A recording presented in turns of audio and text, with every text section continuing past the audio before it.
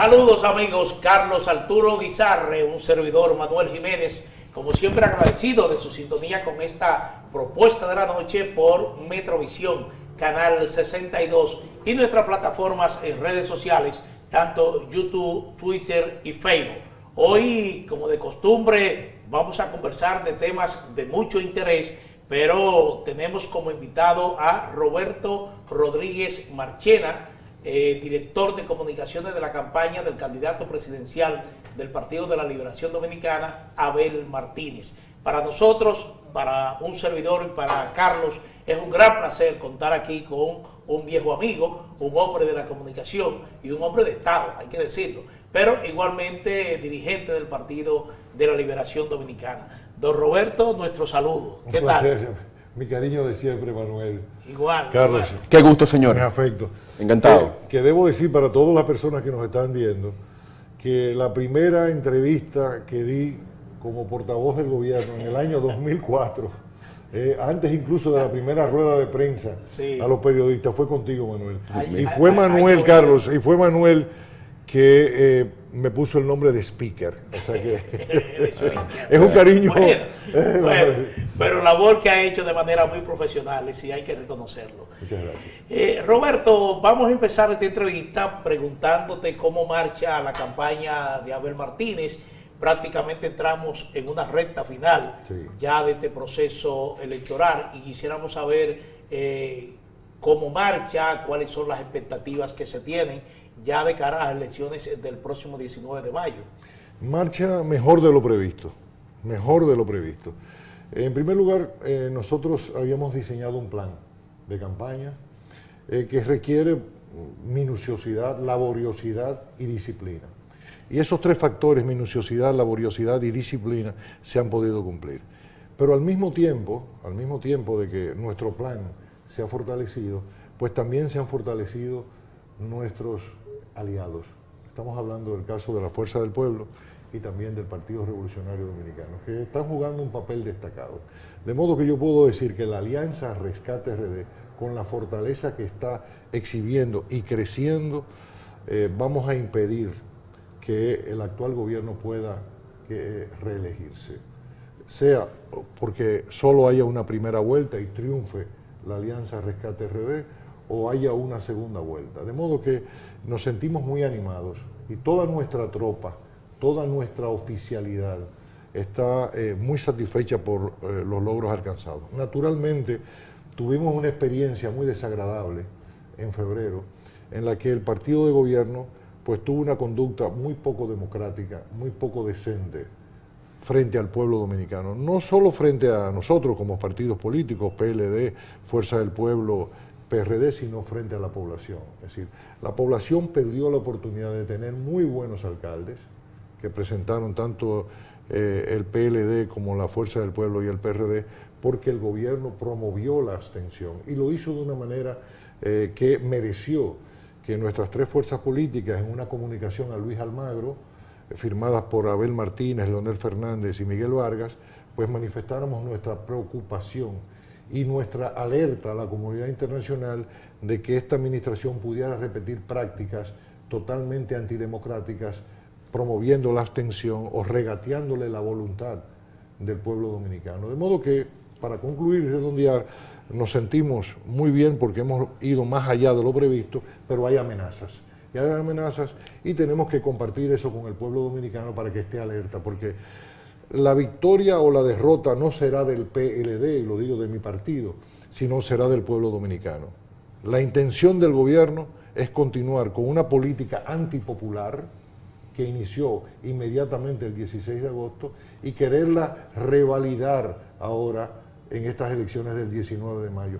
El gran perdedor, si eso ocurre, será el pueblo dominicano, porque es el pueblo dominicano que va a seguir recibiendo las embestidas de una política antipopular que ha estado muy clara y marcada por el desmonte de las conquistas que logró el pueblo dominicano. Me refiero a las empresas, micro, pequeñas y medianas empresas y aún grandes empresas, los productores agropecuarios y las familias dominicanas. Es decir, que ustedes han visto cómo sistemáticamente, desde el 16 de agosto del año 2020, el gobierno presidido por Luis Abinader ha ido desmontando todas esas, me refiero al programa de alimentación escolar, la democratización del crédito en el campo, el 911, el programa de medicamentos de alto costo. Es decir, todos esos programas se han ido desmontando poco a poco, porque evidentemente la naturaleza de este gobierno, como bien señala la población, es una naturaleza antipopular. Lo que dice la población, un gobierno de popis. Bien, don Roberto, independientemente de, como usted ha narrado, que cómo va la campaña del candidato Abel Martínez, las encuestas publicadas, o la mayoría de ellas, primero garantizan que el presidente actual gane en primera vuelta, y en segundo lugar, relegan al candidato del PLD a un tercer lugar, con un aproximado entre 10 y 15%. ¿Qué opinión le merece el despliegue de estas encuestas publicadas? Sobre todo, perdón Roberto, ese desglose que se hace cuando hay un partido que en las elecciones municipales alcanza el segundo lugar en términos de votación y en términos de candidaturas ganadas. Pero lo que señala Carlos, las encuestas que se publican lo colocan en relación al candidato en un tercer lugar. Bueno, las encuestas conocidas, las que más se publicitan, las que más se dan a conocer, están totalmente desacreditadas, porque fallaron en sus pronósticos. Todas, porque déjeme decirle lo siguiente, el partido de gobierno entendió que tenía que hacer una fuerte inversión en adquirir esas encuestas, esas casas encuestadoras conocidas, porque ellos hicieron una evaluación a partir digamos, del trayecto histórico de las casas encuestadoras, de que sí, efectivamente, las casas encuestadoras ayudan a construir un relato y a instalar un relato.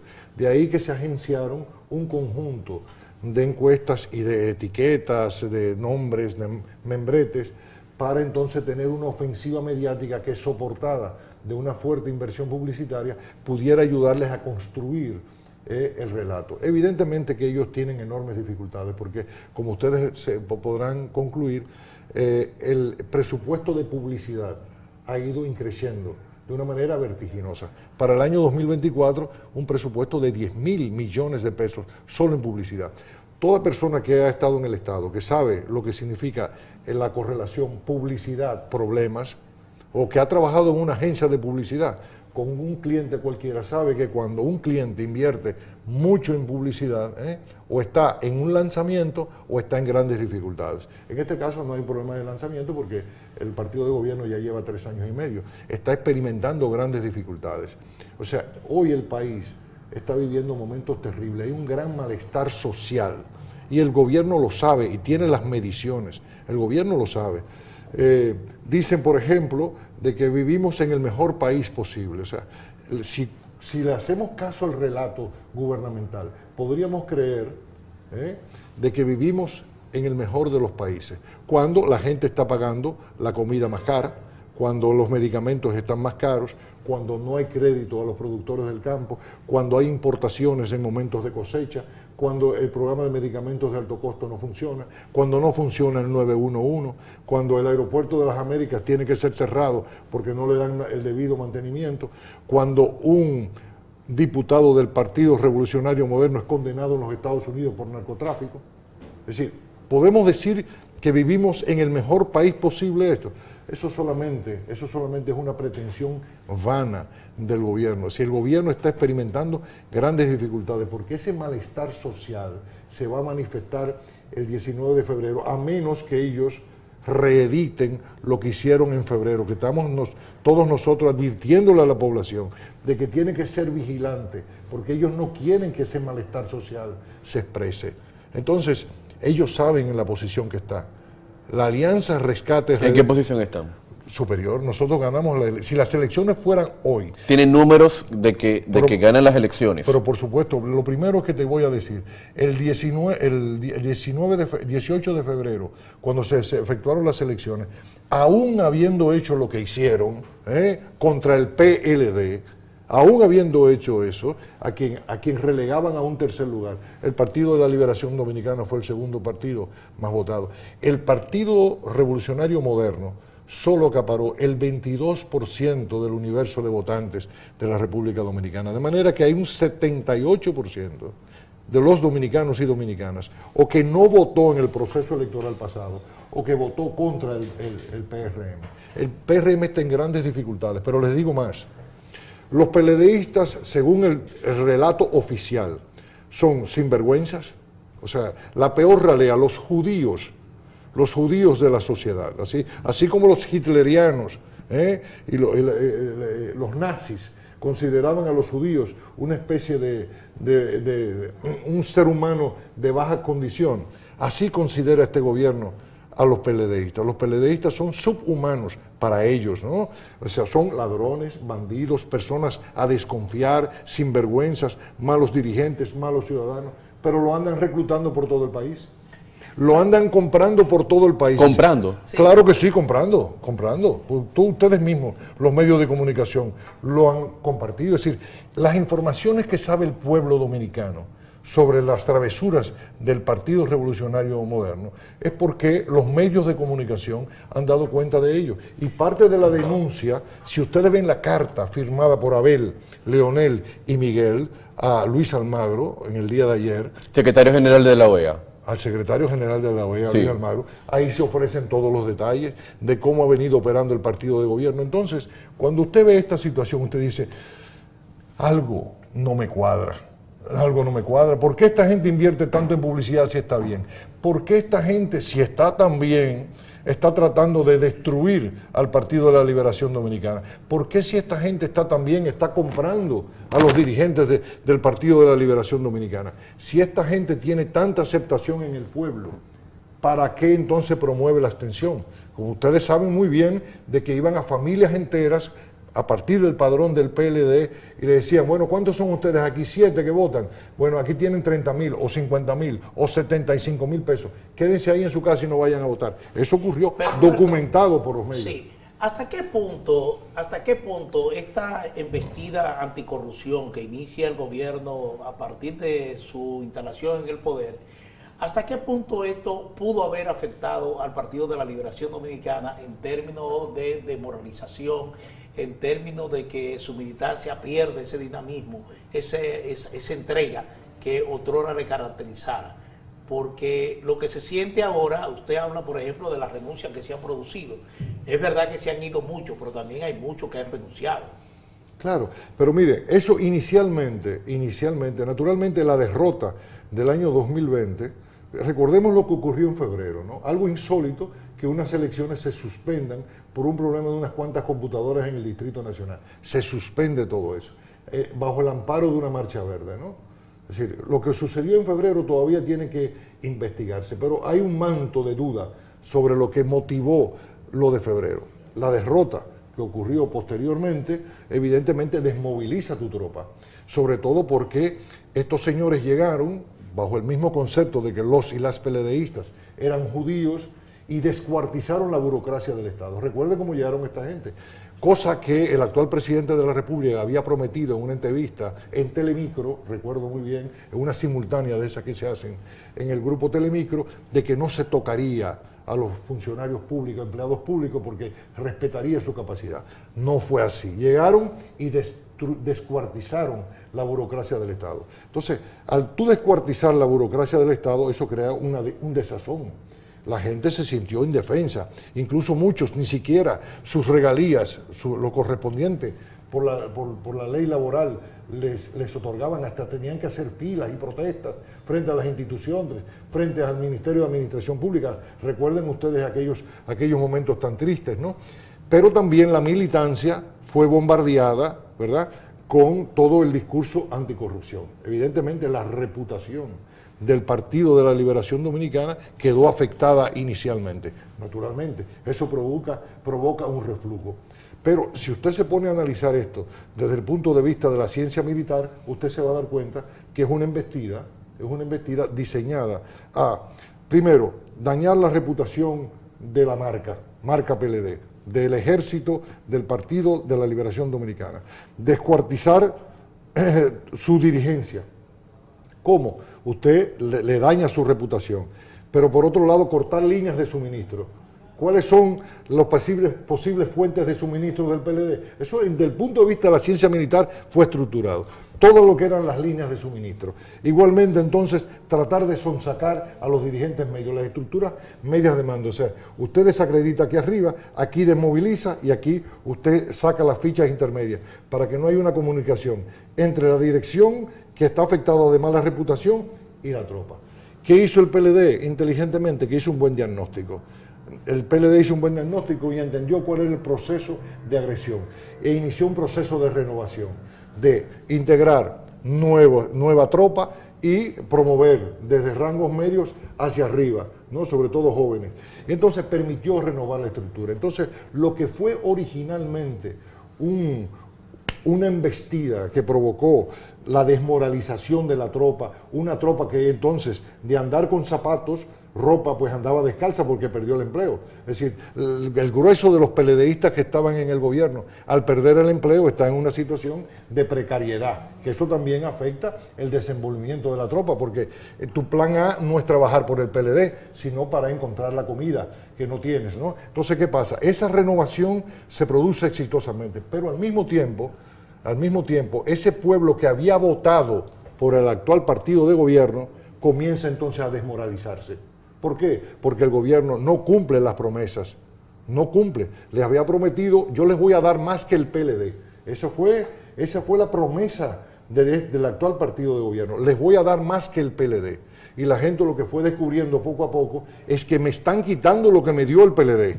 Esa fue la realidad. Entonces, ese proceso de desmoralización original del PLD se convirtió en una reenergización de las tropas del PLD y una desmoralización de las tropas del PRM al no cumplir el gobierno. Entonces, ¿qué es lo que vemos hoy? Una llamada tropa del PRM o de votantes del PRM desencantados, desmoralizados, y una tropa del PLD iracunda, molesta, deseosa de recuperar las conquistas que le arrebató este gobierno. Entonces, ha habido un proceso inverso. Lo que originalmente desmoralizó a las tropas del PLD, el PLD logró reenergizarlas y ahora lo que estamos viviendo es una desmoralización de las tropas del actual partido de gobierno por incumplimiento de promesas y porque, como yo he dicho en muchas ocasiones y lo quiero reiterar aquí, este es un partido que no tiene piedad, no tiene corazón. No tiene corazón. Lo que tiene aquí, en lugar de un corazón que le late con sensibilidad humana, es un pedazo de mármol frío. No tiene piedad. Porque si usted sabe que el programa de medicamentos de alto costo salva vidas de hombres y mujeres en estado de precariedad, ¿cómo usted es capaz, sabiendo usted las consecuencias que eso tiene, de desarticular, de precarizar ese programa? Usted sabe que mi tía se va a morir. Usted sabe que mi abuelita se puede morir si usted hace eso. Y si usted lo hace, lo hizo sin quererme, sin preocuparse por mí. Y eso es lo que está viendo la población. Don Roberto, yo le decía al principio que entramos en la recta final de esta campaña presidencial y hay varias expectativas sobre la mesa. Las expectativas fundamentalmente son sobre el posicionamiento de los partidos. ¿Qué entiende como director de comunicaciones de la campaña de Abel Martínez que está en el camino para tratar de fortalecer el posicionamiento del candidato presidencial? Hay muchas cosas que están en el ambiente, muchos problemas latentes que la ciudadanía y la opinión pública da su opinión, incluso en las mismas encuestas que se realizan, da su opinión. Entonces, ¿qué entiende que hay que hacer ya de cara a este proceso final para las elecciones presidenciales? Bueno, en este tramo final intervienen también muchos otros actores que no son únicamente los partidos políticos. Es decir, nuestra agenda no está solo marcado por la voluntad del Partido de la Liberación Dominicana, sino por otros sectores. Les digo esto como ejemplo. En el día de hoy, nuestro candidato participó junto a otros candidatos en el encuentro de la Asociación de Industria de la República Dominicana. ¿Por qué? Porque los industriales de la República Dominicana quieren saber las propuestas que tienen los candidatos, ¿no? Anteriormente habíamos estado en la Cámara Americana de Comercio. Mañana vamos a estar en un desayuno privado con la Asociación de Hoteles, Bares y Restaurantes, Azonadores. Y luego vamos a tener encuentros con distintos sectores, ganaderos, en fin. Es decir, ya la agenda no está totalmente bajo el control de los partidos, precisamente porque estamos en la recta final. Entonces, este es un momento de propuestas, ¿no? De que los candidatos definitivamente muestren sus propuestas. ¿Qué sería el gobierno? ¿Cuál sería el perfil, la fisonomía que tendría los gobiernos de cada quien, ¿no? Eso en el caso... Mostrar la propuesta sin descuidar la crítica a la gestión de gobierno. No, por supuesto, porque es que en la propuesta está implícita la crítica. Es decir, nosotros, por ejemplo, en el caso de los productores agropecuarios, ¿qué estamos diciendo? Abel tiene una propuesta de, en 4 años, aportar 4.000 millones de dólares para financiar a bajas tasas de interés con un tiempo de gracia a los productores de agropecuarios de la República Dominicana. En el año 2012, eso significó 1.000 millones de dólares, que fue lo que Danilo prometió. Claro, Danilo finalmente entregó 2.000 millones, el equivalente a 2.000 millones de dólares en 8 años. Abel está hablando de que son necesarios 4.000 millones de dólares. Cifra que no se inventó Abel, sino que ha sido el resultado de reuniones, encuentros con productores agropecuarios. Pero al mismo tiempo está planteando de que hay que crear un fondo de 500 millones de dólares para la tecnificación del campo, porque cada vez se hace mucho más necesario de que haya una mayor racionalidad en el recurso del agua, de las técnicas de siembra como de cosecha, porque estamos compitiendo con mercados que tienen alta tecnificación por igual. Les digo eso porque eso es una respuesta a la falta de financiamiento que han tenido los productores agropecuarios de República Dominicana. Entonces, las demandas se han elevado. Entonces, hay un compromiso de parte de nuestro candidato. Por eso te decía que en cada propuesta hay una crítica implícita a lo que es la actual gestión de gobierno. Hoy, por ejemplo, decía Abel a los industriales que definitivamente un gobierno presidido por él iba a asumir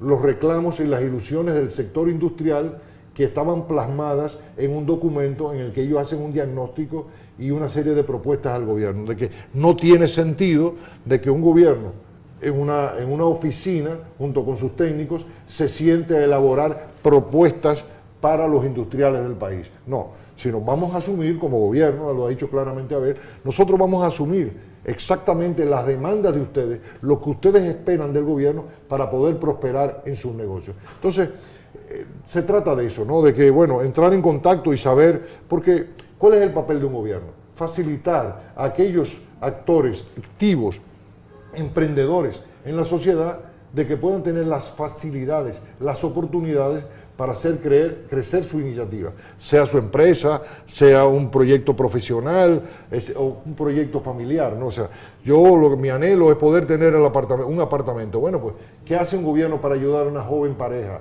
a tener un apartamento? Cosas como esta, ¿no? Pero, además, ya te decía que nuestra agenda está influida por los reclamos de sectores extrapartidarios. Nosotros como partido ahora mismo estamos desplegando una ofensiva de advertir a la ciudadanía que la población tiene que movilizarse para defender su voto. No es el PLD el que tiene que defender el voto de los ciudadanos, sino cada ciudadano tiene que defender su derecho al voto. Es decir, mi voto es importante porque yo puedo ayudar a que continúen estas mismas políticas o que cambien estas políticas, que vengan nuevas políticas a regir la vida del Estado dominicano. Entonces, si tu voto es importante, pues úsalo, participa en el proceso electoral, ve y vota. Aquí están las propuestas del PLD para que la tomes en consideración. Pues entonces, estamos en eso, de que la población se mantenga activa y un poco la estrategia de la guinea tuerta. Usted tiene que estar chivo como una guinea, porque ya vimos cómo se comporta esta gente en el proceso electoral. De modo, Manuel, que son dos torrentes que van, ¿no? El torrente de la movilización y de la advertencia ciudadana para que la gente use y defienda su voto, y por otro lado, darle respuesta a las inquietudes que puedan tener sectores importantes de la sociedad como empresarios, industriales, sector turístico, productores agropecuarios. Don Roberto, las elecciones municipales demostraron una asimetría entre candidatos y partido de la Alianza Rescate RD. Vimos que el Partido de la Liberación Dominicana quedó por encima de la Fuerza del Pueblo en las elecciones municipales, pese a que en las encuestas y en la percepción pública probablemente el candidato de la Fuerza del Pueblo duplique en preferencia electoral al candidato del Partido de la Liberación Dominicana, y plantean algunos especialistas que esta relación se da porque no visualizan a Abel Martínez como un político de alcance nacional, sino más bien un liderazgo fuerte en Santiago. Lo demostró siendo legislador, luego siendo alcalde 2 veces, incluso fue alcalde la segunda vez contra la ola azul que hubo en torno al Partido Revolucionario Moderno, que fue favorecido en 2020. Sin embargo, existe esa asimetría. ¿Qué usted opina sobre esto? Y de qué manera Abel Martínez se ha comunicado como un candidato de alcance nacional. Bueno, les voy a decir lo siguiente. Abel es el candidato a la presidencia mejor preparado que existe hoy día en la República Dominicana. Una persona que ha pasado por varios poderes del Estado. Es decir, Luis Abinader era puramente un empresario. Puramente un empresario. En el caso de Leonel Fernández, cuando llegó a la presidencia de la República, nunca había ocupado una función pública, nunca. Esto no quiere decir que no haya sido un presidente exitoso, no estoy diciendo eso, ¿eh? Lo que estoy diciendo es las cualificaciones. En el caso de Abel, estuvo en el Poder Judicial y fue una hoja intachable, exitosa por igual. Fue legislador, o sea, estuvo en otro poder del Estado, en el Poder Legislativo, y allí tuvo un desempeño que todos reconocen que fue ejemplar. Y ahora como alcalde, pues ni decirlo, ¿no? O sea, cómo reconvirtió Santiago en una ciudad modelo. Modelo no solamente de República Dominicana, sino en el ámbito latinoamericano. De modo que estamos hablando de un hombre con más de 24 años de servicio público, 24, antes de aspirar a la presidencia de la República. 24 años de experiencia, poder judicial, poder legislativo y poder municipal. Lo único que no ha ocupado es el Poder Ejecutivo y va a ocurrir ahora este 16 de agosto. Es lo único, es decir, tiene todas las competencias, pero además tiene todo el bagaje del Partido de la Liberación Dominicana, que es la estructura política más formidable que haya habido en la historia política de nuestro país, con presencia hasta en el más remoto distrito municipal, Pero si esto no fuera suficiente, una mirada territorial, vayamos al alma del pueblo dominicano. ¿Cuál es el partido político de la República Dominicana que está más asentado en el alma del pueblo dominicano? El Partido de la Liberación Dominicana. Es el partido que más cariño, que más preocupación, que más realizaciones ha dado al pueblo dominicano. Entonces, Abel está montado en un partido que tiene presencia en todo el territorio nacional, pero que está en todos los corazones del pueblo dominicano. Es decir, que Abel habita en el corazón de cada dominicano, en cada punto del territorio nacional. Esa es la realidad. De modo que esa asimetría no es real. Es decir, cuando se hacían esas encuestas, era un escenario hipotético. Usted sabe que todas las encuestas parten de un principio falso. Si las elecciones fueran hoy, y las elecciones no son hoy, las elecciones son el 19 de mayo, ¿verdad? Y en un momento en que había una gran dispersión, porque estaban cada uno de candidatos por distritos, por municipios, se hacían encuestas para unas presidenciales. O sea, una cosa absurda del punto de vista de las mediciones de intención. Entonces, lo que ocurrió en febrero no es más que la demostración del poder territorial que tiene el pueblo, el Partido de la Liberación Dominicana. Y ahora en las presidenciales lo que estamos viendo es la comparación de los que fueron los últimos 8 años de gobierno del Partido de la Liberación Dominicana en el recuerdo de la gente. La gente hace el contraste, lo que perdió y lo que tiene la oportunidad de reconquistar. ¿Con quién? Con Abel Martínez. Roberto, una de las últimas batallas de la oposición, me refiero fundamentalmente a Rescate RD, es la entrega del 0.5% de las recaudaciones nacionales a los partidos políticos. Justamente el lunes, el presidente de la Junta Central Electoral ya anunció que esos fondos fueron desembolsados y se va a proceder a su distribución a los partidos políticos. Esto ocurre prácticamente a un mes de las elecciones presidenciales. ¿Cómo enjuician ustedes esa actitud del gobierno que en definitiva lo presenta como la primera vez que esos fondos o esa cantidad de fondos se le entrega a los partidos políticos? El gobierno lució muy mal, muy mal. Primero porque quería regatearle un dinero que le correspondía a los partidos políticos. Y además, todo gobierno en un proceso electoral es garante de que los procesos electorales se desenvuelvan en óptimas condiciones. Y más aún, si nos llevamos del relato gubernamental de que ellos van a ganar las elecciones y toda esa monserga, ¿verdad? Todo ese relato falso, pues, ¿por qué usted no entrega los dineros a los partidos políticos? Ahí voy a lo que le decía al principio. Toda una intención que se explica a partir de la ciencia militar, ¿no? Vamos a cortarle la línea de suministro, que no tengan recursos, para que no tengan la capacidad de movilizar a sus tropas para ir a votar. Esa fue la intención. Pero ¿qué pasa? Que la oposición fue tan eficiente y tan eficaz que tuvieron que retroceder. La intención era no entregarlo, La intención era no entregarlo. Hubo fractura dentro del propio gobierno, un sector mucho más sensato, que veía el peligro ¿verdad?, del acantilado hacia el cual iba el gobierno no entregando los recursos, y otro sector radical, ¿verdad?, obtuso, que decía que sí, que no entregaran nada, ¿no? Y vamos arriba. Prevaleció la sensatez. No sé en qué momento un sector prevaleció sobre el otro, pero así fue. Y cometieron la torpeza política que quien hace el anuncio es el presidente del PRM, cuando debió haber sido un funcionario como el ministro de la Presidencia, a quien no se le conoce militar. O el ministro de Hacienda. O el ministro de Hacienda, Jochi Vicente, ¿verdad? O el presidente de la Junta Central Electoral. O el presidente de la Junta Central. Sí, me acaban de notificar, me acaban de informar, exactamente, como dices tú, Carlos, pero quien lo anuncia es el presidente del Partido Revolucionario Nuevo.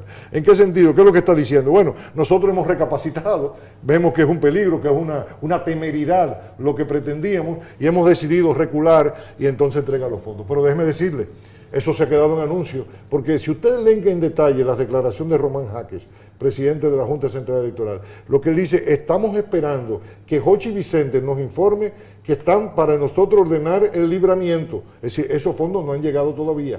Le han dicho, se lo han prometido. Pero de ahí a que entonces vayan a los partidos políticos, pueden pasar 72 horas, 96 o muchas más. Es decir, que te lo pueden entregar faltando apenas pocos días, porque ese es el propósito, es una travesura, pero es una travesura depende de la rapidez de la tesorería. Sí, es una travesura de esta temeridad. El cheque está para la firma. Sí, está para la firma, lo tuyo viene, ¿no? Pero, o sea que corremos ese grave peligro. Entonces, no hay necesidad de usted hacer eso, porque eso debilita el sistema democrático. A mí me gustaría preguntarle, don Roberto, ¿qué opinión le merece el desempeño de Homero Figueroa? Mire, yo entiendo que cada presidente tiene su librito. Manuel lo sabe también. O sea, no es lo mismo la comunicación en el gobierno Balaguer que en el gobierno de Hipólito Mejía, en la que el principal vocero de su gobierno era Hipólito Mejía. ¿Quién recuerda quién era el portavoz del gobierno de Hipólito Mejía? González Fabra, ¿verdad? González Fabra tuvo un tiempo. O González Fabra fue con Jorge Blanco. Pero Hipólito hablaba... No, González Fabra fue con Hipólito. Fue con Hipólito, bueno. Sí, sí. Pero pocos lo recuerdan porque Hipólito Mejía es un hombre muy locuaz. Sí. Muy locuaz. Hablaba 4 o 5 veces al día. Sí, claro. Sí. ¿No? Y opinaba de todo. Sí. Cada gobierno tiene su política de comunicación. La comunicación de Leonel Fernández, muy distinta a la de Hipólito Mejía. Absolutamente distinta. La del gobierno de Danilo Medina era también distinta. Es decir, cada presidente, de acuerdo a su... no solamente a las políticas que desarrolla, a las circunstancias en las que se desenvuelve y también a la personalidad del propio presidente de la República es distinta. Por lo tanto, sería un esfuerzo inútil de mi parte comparar manzana con plátano, con guineo, con pera, con naranja. O sea, porque no es posible decir, las características de Luis Abinader, donde él juega un papel predominante. Luis Abinader es el constructor del relato del gobierno. No lo es ni Paliza, no lo es el ministro de la Presidencia, no lo es Homero Figueroa, no lo fue tampoco Milagros Germán. O sea, no, porque él es Eso es un riesgo, del punto de vista comunicacional, es un riesgo porque un presidente siempre es el último fusible y entonces los portavoces tienen que jugar un papel también de blindaje del propio presidente de la República, que cuando el gobierno comete un error, pues tú despachas al portavoz, ¿no? Despachas al portavoz y metió la pata, ¿no? Yo siempre tenía que estar en el filo de la navaja, en cualquier momento, o sea, en cualquier momentito me podían cancelar, porque cualquier cosa, pues lo primero que tú te llevas de renovación es al portavoz del gobierno. Entonces tiene sus riesgos, pero tiene sus características. O sea que, parece como los equipos de pelota, cuando están perdiendo se llevan al mano. exactamente, correcto, eso pasa con los portavoces de gobierno. Entonces, por eso digo, lo que nosotros tenemos que evaluar, cuáles son las características, ¿no? Este gobierno necesita mucha colocación publicitaria, nosotros no tanta. ¿Por qué? Porque por las características de un gobierno popular que tenía una serie de realizaciones y además por la estructura que nosotros teníamos. O sea, prácticamente todo lo que hacía de comunicación el gobierno se hacía in-house, dentro, con personal de DICOM. Ahora hay agencias publicitarias, se subcontratan otras empresas para que hagan esa labor. Eso tiene sus ventajas, pero también tiene sus desventajas. De modo que no puedo hacer esa comparación, porque no puedo comparar guineo con peras, con mango, con plátano. Roberto, nosotros estamos siendo afectados por una crisis que implica un manejo de Estado. Me refiero a la crisis haitiana, que nos afecta por la migración que eso provoca. Entonces, ¿cómo entiende el Partido de la Liberación Dominicana? Lo hago ya como director de comunicaciones de la campaña electoral del PLD. ¿Cómo entiende el Partido de la Liberación Dominicana el manejo que el gobierno ha dado a esta crisis haitiana y la repercusión que tiene del lado dominicano? El manejo ha sido torpe, muy torpe, y de muy baja calidad diplomática. Porque cuando entre dos países fronterizos hay conflicto, el papel de la diplomacia es desescalar el conflicto, desescalar. ¿Sí? No es posible que por un problema del agua de un río que comparten ambas naciones, usted escale hasta enviar tanques de guerra, tropas, usted cerrándose a toda posibilidad de diálogo, de entendimiento, cuando usted ha firmado un documento que después usted mismo descubre que deja abierta la posibilidad a que los haitianos, gobierno o lo que fuere, puedan hacer uso de las aguas del río Masacre o río Dajabón. Entonces, el manejo ha sido muy poco eficiente. Incluso se habla de que, bueno, que este gobierno está muy inclinado hacia los Estados Unidos. Y usted se da cuenta que ha sido también muy torpe con los propios Estados Unidos. Porque si usted sabe que la nueva política de los Estados Unidos frente a China, frente a Rusia, es el decoupling, o sea, de desacoplar las economías de China, de Rusia, y que hay una nueva estrategia definida por la secretaria del Tesoro, Margaret Yellen, del nearshoring y el friendshoring, es decir, privilegiar las relaciones comerciales, el intercambio comercial con los países cercanos, de ahí el nearshoring, de que tienen costas de cercanía costera, y del friendshoring, que son aquellos países que comparten los valores democráticos de los Estados Unidos. ¿Cómo es posible que la República Dominicana, con esta magnífica ubicación geográfica, no ha creado las estructuras para aprovechar esa nueva decisión de los Estados Unidos, para atraer inversión a la República Dominicana de cara a esa nueva política que tienen los Estados Unidos? No se ha hecho absolutamente nada. Entonces, lo que usted ve, por ejemplo, ahora con el caso de la embajada en Ecuador, el asalto que cometió fuerzas militares de Ecuador a la embajada de México. ¿Cómo es posible que la República Dominicana no pueda tener una posición única, independiente, y tenga que hacer un comunicado conjunto con Panamá y Costa Rica? ¿A razón de qué? Bueno, que tienen un espacio de concertación, sí, pero el espacio de concertación puede ser para algunas cosas, pero usted como país, usted no puede diluirse en un espacio común con Panamá y con Costa Rica. Lo que veo es mucha torpeza diplomática, mucha torpeza, porque es que usted tiene que estudiar los procesos, usted tiene que conocer la historia. Con Haití hay un desconocimiento absoluto, usted se da cuenta, de lo que ha sido la historia haitiana, de lo que ha sido la historia de los Estados Unidos frente al Caribe, lo que ha sido la historia de la comunidad internacional, en particular de Francia, de cuyo país fue colonia, Haití, y de Canadá también. Es decir, usted se da cuenta que hay un desconocimiento.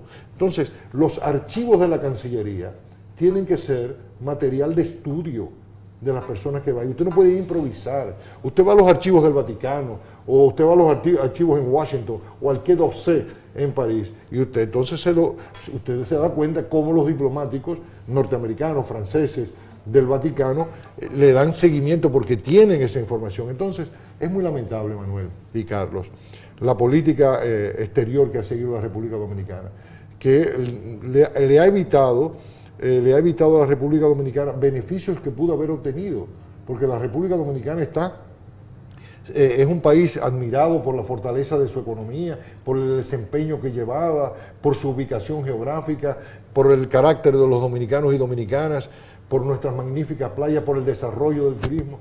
Y entonces carecemos de una política exterior que ayude a los sectores productivos de la República Dominicana a poder enfrentar los retos que hoy se presentan.